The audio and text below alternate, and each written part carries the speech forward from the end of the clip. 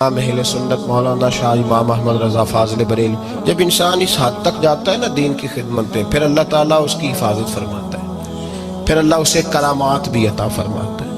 ان کی بے شمار کرامات تھی۔ ایک نواب صاحب تھے جودن پور کے رہنے والے، ان پہ ایک جھوٹا مقدمہ قائم ہو گیا اور جھوٹے مقدمے میں انہیں سزا ہو گئی۔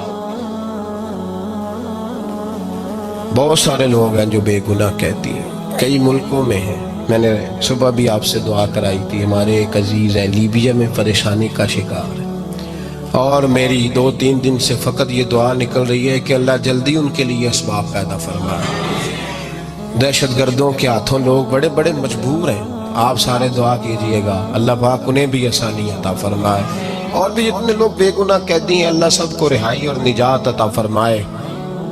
تو وہ بے گناہ قید تھے، نواب صاحب مرید تھے اعلیٰ حضرت کے۔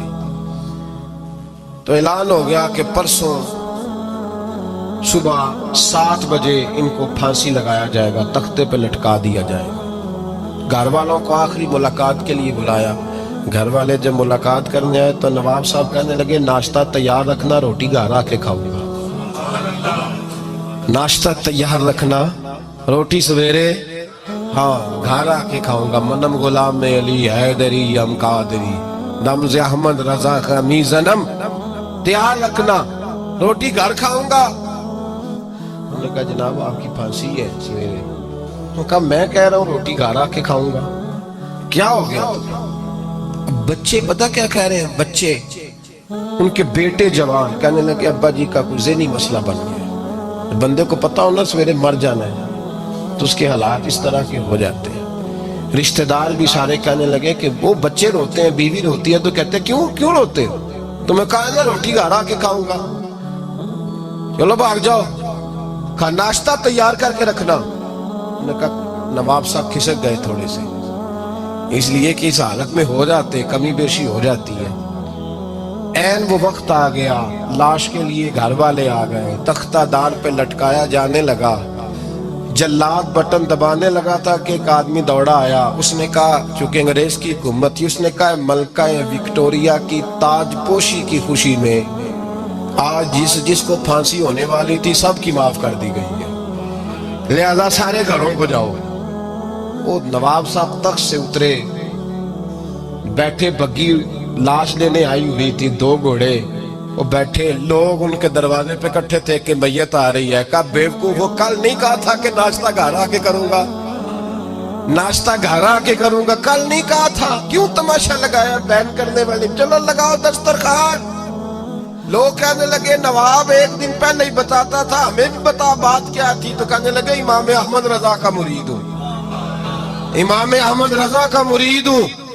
کل میں نے روکے کہا حضور میں لوارث ہوں کہ مجھے پھانسی لگ جائے اور بے گناہ لگ جائے؟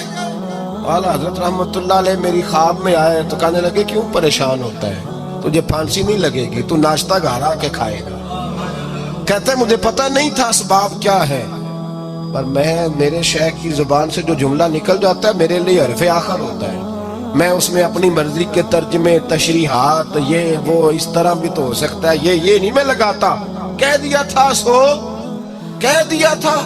اعلیٰ حضرت رحمت اللہ تعالیٰ علیہ کو یہ کمال اللہ پاک نے عطا فرمایا کہ ان کی زبان سے جو نکل جاتا تھا رب ویسا فرما دیتا۔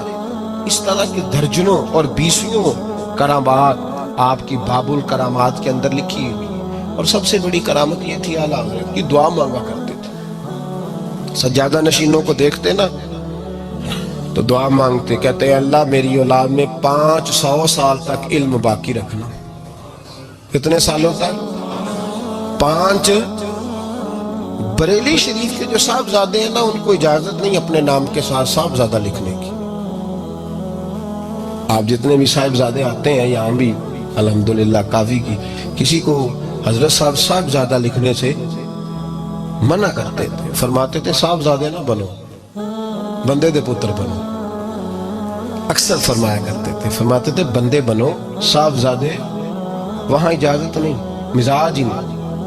اعلیٰ حضرت عالم ہوئے تو ان کے بڑے بیٹے بہت بڑے عالم ہوئے، چھوٹے بیٹے اتنے بڑے عالم ہوئے کہ ہندوستان کے سب سے، اور لوگ تو تاریخ بھول جاتے ہیں نا، اعلیٰ حضرت کے چھوٹے صاحبزادے مفتی اعظم ہند جب سجادہ نشین تھے تو ضیاء الحق کے زمانے میں پاکستان میں ایک بحث اٹھی تھی کہ چاند نہیں نظر آتا، وہ اس طرح کرتے ہیں کچھ لوگوں کو جہاز میں بٹھاتے ہیں تو 38,000 فٹ یا 40,000 فٹ کی بلندی تک جائے اور چاند دیکھ کے آ جائے، اگر نکلا ہوا تو ٹھیک ہے۔ اب اس پر بحث ہونے لگی علماء کے کہ جائز ہے کہ نہیں، اوپر جا کے دیکھ آتے ہیں عید کا یا رمضان کا چاند۔ تو جب کوئی مسئلہ حل نہ ہوا تو پھر بریلی شریف حضور مفتی اعظم کے پاس فتویٰ بھیجا گیا۔ تو چھوٹے بیٹے اتنے بڑے مفتی تھے کہ انہوں نے کہا نبی پاک صلی اللہ علیہ وسلم نے چاند دیکھنے کا حکم دیا ہے، ڈھونڈنے کا اور پیچھے جا کے پکڑنے کا حکم نہیں دیا، وہ پکڑ کے لاؤ کدھر ہے۔ تو نبی پاک صلی اللہ علیہ وسلم نے دیکھنے کو کہا ہے تو زمین پہ بیٹھ کے دیکھو، نظر آ گیا تو ٹھیک ہے، نہ آئے تو بالکل جائز نہیں تمہارا جہازوں پہ بیٹھ کے چاند ڈھونڈنے جانا۔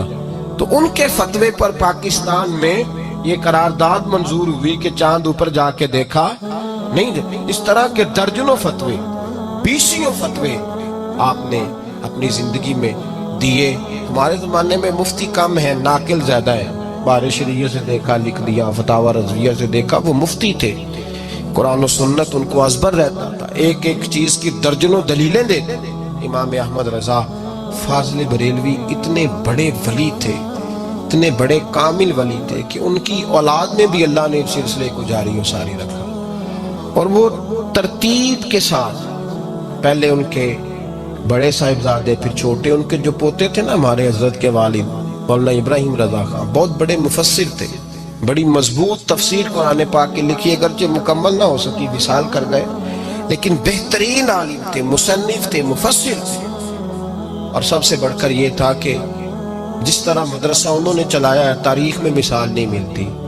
استادوں کی تنخواہیں دینے کے لیے قحط ہو گیا، جب پاکستان بنا تو حالات خراب ہو گئے، وہاں دنگا فساد تھا، تو لوگوں نے کہا کہ 6 مہینے کے لیے علماء مدارس بند کر دیں، چھٹیاں دے دیں، نہ چندہ ہے نہ کچھ دینے کو ہے۔ تو مفسر اعظم نے اپنی زوجہ کا سارا زیور بیچ دیا، گھر کی ہر چیز بیچ دی، یہاں تو مدرسے کے نام پر کوٹھیاں بن رہی ہیں، بیچ دی ہر شے، اور بیچ کر اساتذہ کی تنخواہوں کو مکمل کیا، لنگر پکائے۔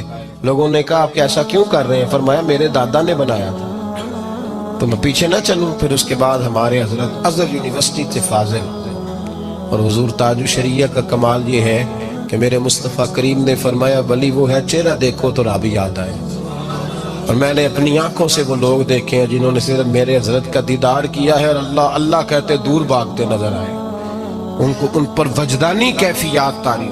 اور اس کے بعد بھی حضرت کے صاحبزادے بہت بڑے عالم، بھتیجے، بھانجے، نواسے، پوتے، اپنے خاندان میں علم دین کو راسخ کیا ہے۔ بھائیو، ہمارے بزرگوں نے بہت بڑے کارنامے سر انجام دیے۔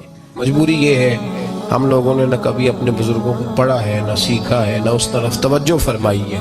اپنے سلاسل کو مضبوط کریں، جہاں بھی آپ مرید ہیں تعلق رابطے سے رہتا ہے، رابطہ نہ ہو تو حضرت علی فرمایا کرتے تھے جو اپنے ہوتے ہیں وہ بھی بیگانے ہوتے ہیں۔